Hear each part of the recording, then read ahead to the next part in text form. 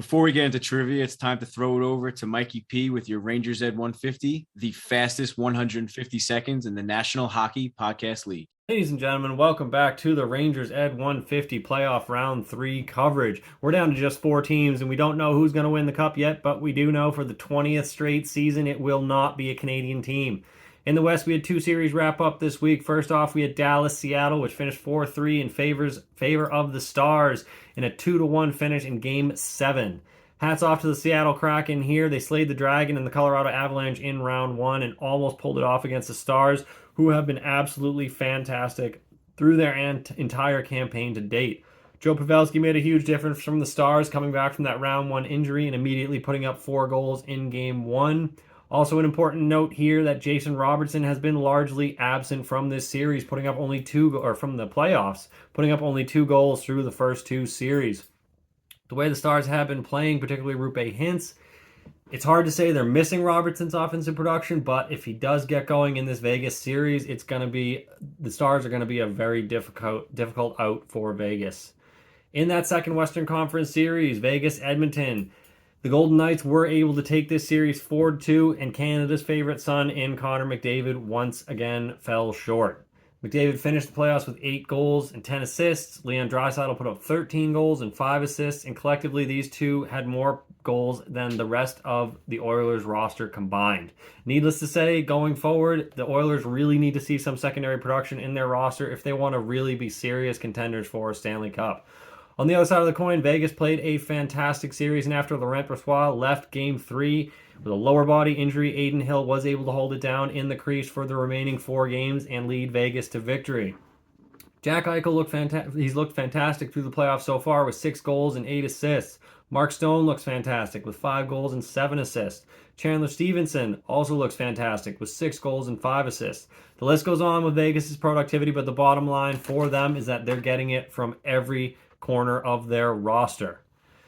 Back east, last we talked, the Devils were down 2-1, and after that 8-4 Game 3 victory against Carolina, the Devils rolled over and died.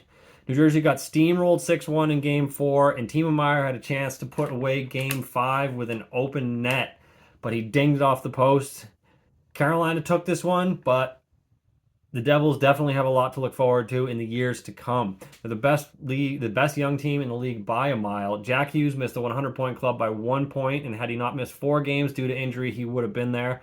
And it's also very rare that young players are able to come into the playoffs with no previous playoff experience and perform as well as that Devils core did this season. So hats off to them, and it's looking like a very optimistic future for that team.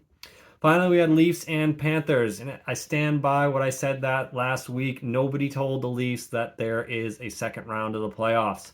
The Leafs lost Ilya Samsonov early on in this series, but the bottom line here is they got 0 productivity out of their stars. Matthews, Marner, Nylander, Riley, and Tavares were all mediocre. Big question here is what happens with the Leafs in the offseason. Dubas' job is definitely in question, but the fact is he did everything he could for this team. He gave them all the tools they needed to make a run, and the players just did not perform. Same goes for Sheldon Keefe. He did a great job with that team all season, and come playoff time, their big players just did not show up. This idea that the Leafs took a big step this season getting past the first round is BS. It's a complete farce. When your top 4 highest paid players cost more than most teams' entire rosters, the expectation isn't that you just make it out of the first round. The expectation is that you are a major, serious contender for the Stanley Cup, and the Toronto Maple Leafs were not that. Regardless of what I think, though, the Leafs are likely going to see some significant pieces moved out in the offseason, so stay tuned for that. So with 2 rounds in the books, we're looking at 2 conference final matchups, Dallas-Vegas and Carolina-Florida. Game 1, Canes-Cats, is tomorrow night, May 18th at 8 p.m. Eastern Time, and Dallas-Vegas kicks off Friday at 8:30. Both these series are going to be very physical affairs, so make sure to tune in for some knock 'em down and drag 'em out hockey. Until next week, this has been your 150.